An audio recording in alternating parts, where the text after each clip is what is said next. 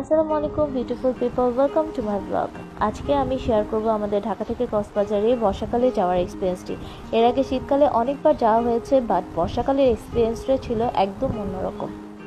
কক্সবাজারে যাওয়ার কিছুদিন আগে ঢাকার প্রচণ্ড গরম পড়েছিল, তখন হিটওয়েভ চলছিল। সেই সময় আমার ছোট খালা অনেক বছর পর লন্ডন থেকে বাংলাদেশে ঘুরতে আসে তার ফ্যামিলি নিয়ে। তো আমরা ফ্যামিলির সবাই মিলে ডিসাইড করি আমরা কক্সবাজারে যাব।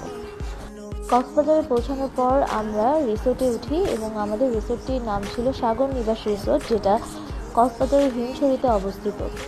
রিসোর্টটি ঢোকার সাথে সাথেই এত চমৎকার পরিবেশ দেখে আমরা সবাই মনোমুগ্ধ হয়ে দেখছিলাম। আসলেই খুবই সুন্দর ছিল। রিসোর্টটির সামনে ছিল সাগর এবং পিছনে ছিল পাহাড়ে ঘেরা। রিসোর্টটি ছিল একদম নিরিবিলি পরিবেশে, যেদিকে তাকাই সবুজে ঘেরা। রিসোর্টের সামনে অনেক সুন্দর বসার জায়গা ছিল এবং দোলনার ব্যবস্থা ছিল। তো আমরা রিসোর্টে পৌঁছানোর পর ব্রেকফাস্ট করে কিছুক্ষণ রেস্ট নিয়ে দেন বাইরে বেরিয়ে যাই ঘুরে দেখবার জন্য।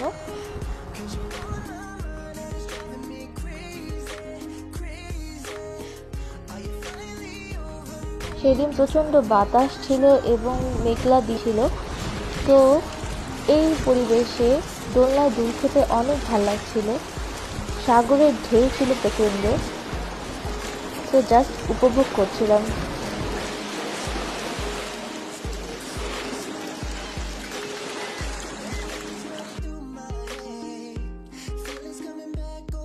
আমরা সবাই মিলে সাগর পাড়ে অনেকক্ষণ সময় কাটাই।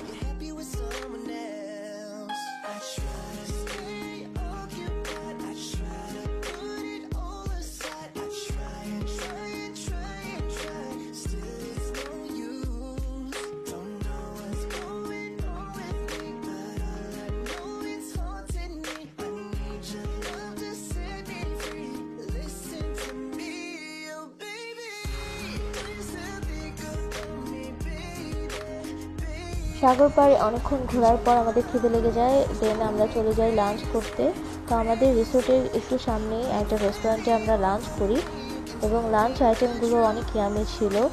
ছিল ক্র্যাব, রূপচাঁদা ফ্রাই, ভাত, ভর্তা, দেন লুইট্টা ফ্রাই।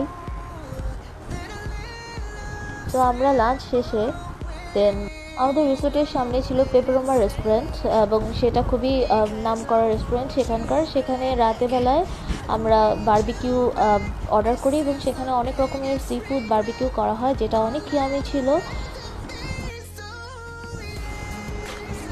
পরের দিন আমরা একটা জিপ ভাড়া করে ঘুরতে বেরিয়ে যাই ব্যারেন ড্রাইভ রোডে। তো আমরা সেখান থেকে ইনানি বিচের দিকে যাচ্ছিলাম এবং রাস্তাটা তো ছিল অসাধারণ, এত সুন্দর। আমরা খুব এনজয় করছিলাম যে এক সাইডে পাহাড় ভিউ এবং আরেক সাইডে সি ভিউ ছিল। আমরা ইনানি বিচে ঘুরে দেন আমরা চলে যাই সি পার্ল ওয়াটার পার্কে এবং এই পার্কটা অনেক সুন্দর ছিল এবং এক্সাইটিং অনেক রাইড ছিল, যেটা পানির মধ্যে সব কিছুই আমরা খুব এনজয় করেছিলাম। পরের দিন অনেক গুড়ি গুড়ি বৃষ্টি পড়ছিল এবং অনেক বাতাস ছিল। তো আমরা সকালবেলা উঠেই এই জায়গাটায় বসে অনেকক্ষণ উপভোগ করছিলাম বাতাস এবং এই প্রকৃতিকে। বর্ষাকালে সাগরের এই রূপ দেখে একদম রকম একটা অভিজ্ঞতা হয়েছিল সেই সময়।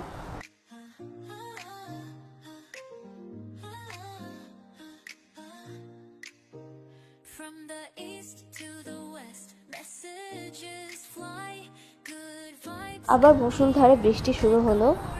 তো এই বৃষ্টির এই সময়টায় উপভোগ করছিলাম আমাদের রিসোর্টের ভিতর থেকে। রিসোর্টের বাইরের ভিউটি চমৎকার লাগছিল, সাথে বৃষ্টি এবং ঠান্ডা ঠান্ডা বাতাস।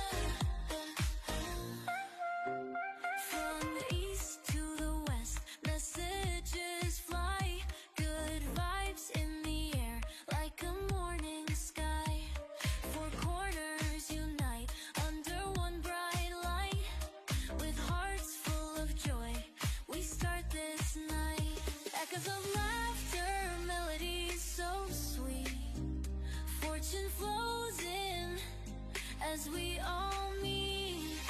Vaporizei fortune from out. আজকে এই পর্যন্তই, কথা হবে নেক্সট ব্লগে।